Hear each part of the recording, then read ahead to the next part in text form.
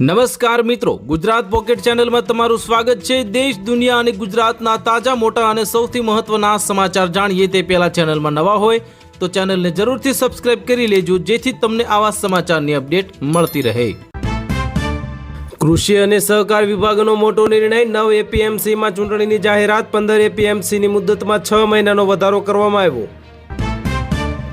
Ajit પવારના plane crash મામલે ભત્રીજાનો ઘટસ્ફોટ। કહ્યું કે તેઓ કારથી જવાના હતા, પરંતુ અચાનક વિચાર બદલ્યો।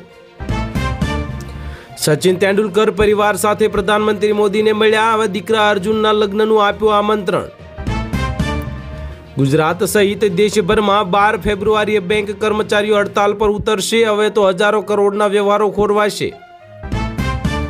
એઆઈથી બનેલા ફેક વિડીયો સોશિયલ મીડિયા પરથી 3 કલાકમાં હટાવવા પડશે। કેન્દ્રએ જાહેર કર્યા કડક નિયમો। સ્પીકર ઓમ બિરલાનો મોટો નિર્ણય। અવિશ્વાસ પ્રસ્તાવનો નિકાલ ન થાય ત્યાં સુધી લોકસભામાં હાજરી નહીં આપે। વિવાદાસ્પદ મસ્જિદ બનાવવાની જાહેરાત કરનારા હુમાયુની પુત્રીનો પરિવાર ફસાયો। 18 કરોડની સંપત્તિ જપ્ત કરવામાં આવી। મહેસૂલ વિભાગનો મહત્વપૂર્ણ નિર્ણય। 7 વર્ષ બાદ ફરી તલાટીઓ વસૂલશે મહેસૂલ। હવે તો સિટી સર્વે કચેરીનો બોજ હળવો થશે। બાબરી મસ્જિદ તો બનાવીશું જ, રોકી બતાવો। યોગીના કયા મતવાળા નિવેદન પર હુમાયુનો ખુલ્લો પડકાર।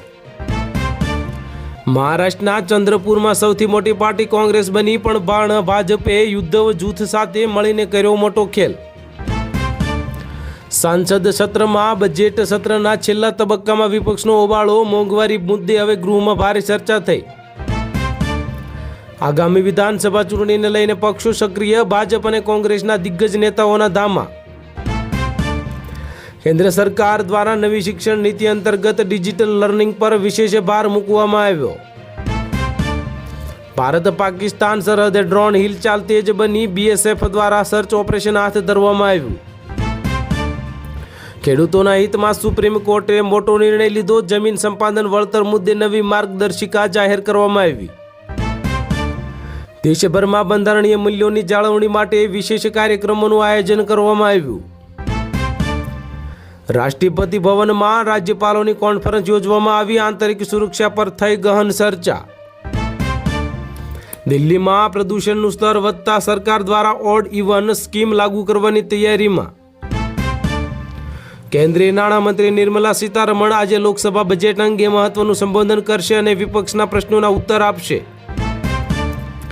નીતિ આયોગે વર્ષ 2047 સુધીમાં વિકસિત ભારત બનાવવા માટેનો સર્વગ્રાહી રોડમેપ જાહેર કર્યો, જેમાં નેટ ઝીરો ટાર્ગેટ પર ભાર મુકાયો।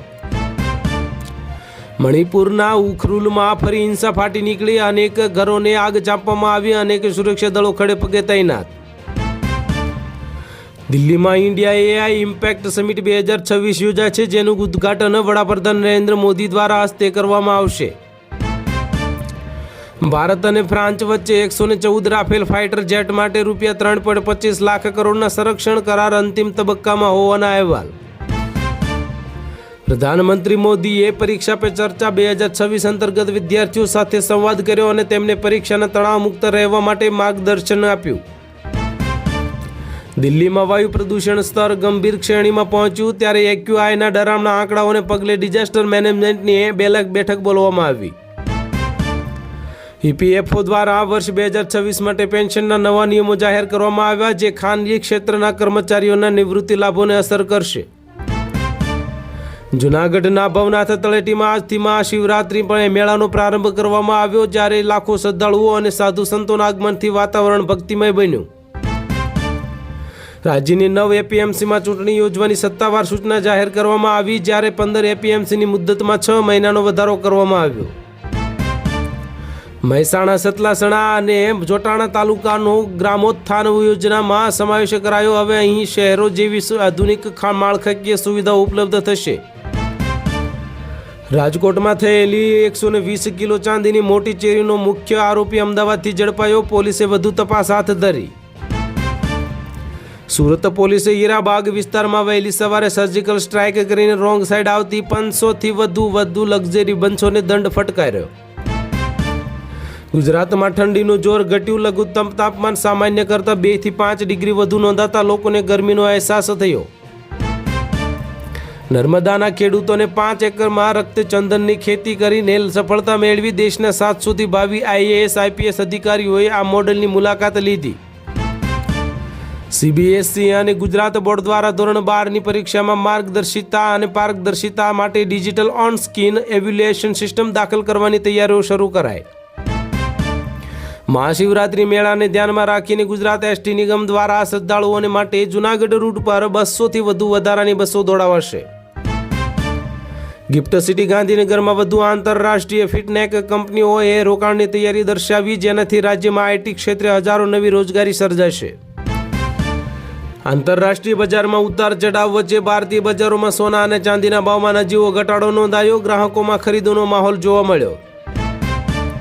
અનિલ અંબાણી બાદ હવે તેમની પત્ની ટીના અંબાણીને પણ EDએ ફેમના ઉલ્લંઘન મામલે પૂછપરછ માટે સમન્સ પાઠવ્યું.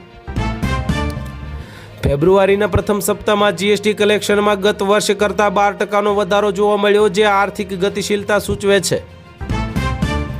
ટાટા મોટર્સે બજારમાં નવી સસ્તી ઇલેક્ટ્રિક કાર લોન્ચ કરવાની જાહેરાત કરી, જે મધ્યમ વર્ગના પરિવારોને ધ્યાનમાં રાખીને બનાવવામાં આવી. ગોંડલ અને રાજકોટ માર્કેટિંગ યાર્ડમાં જીરું અને મગફળીના ભાવમાં સુધારો જોવા મળ્યો, જે ખેડૂતોને પાકના સારા ભાવ મળ્યા.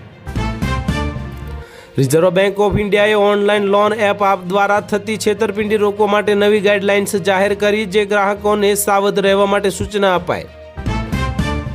OPEC દેશો સાથે હવે દ્વારા ઉત્પાદન ઘટાડવાની વાત વહેતી થતાં ક્રૂડ ઓઇલના ભાવમાં આંતરરાષ્ટ્રીય સ્તરે 2%નો ઉછાળો જોવા મળ્યો. T20 વર્લ્ડ કપ 2026ને લઈને મોટા સમાચાર. ICC T20 વર્લ્ડ કપ માટે નામીબિયા અને નેધરલેન્ડની ટીમો દિલ્હીના અરુણ જેટલી સ્ટેડિયમ પહોંચી છે અને પ્રેક્ટિસ સેશન શરૂ કરાયા. ભારતીય ફાસ્ટ બોલર હર્ષદીપ સિંહ પાસે T20 વર્લ્ડ કપમાં ભારત માટે સૌથી વધુ વિકેટ લેનાર બોલર બનવાની સુવર્ણ તક. ICCએ બાંગ્લાદેશ ક્રિકેટ બોર્ડને કોઈ દંડ ન ફટકારવાનો નિર્ણય લીધો છે અને તેમને આગામી ઇવેન્ટનું યજમાન પદ સોંપ્યું.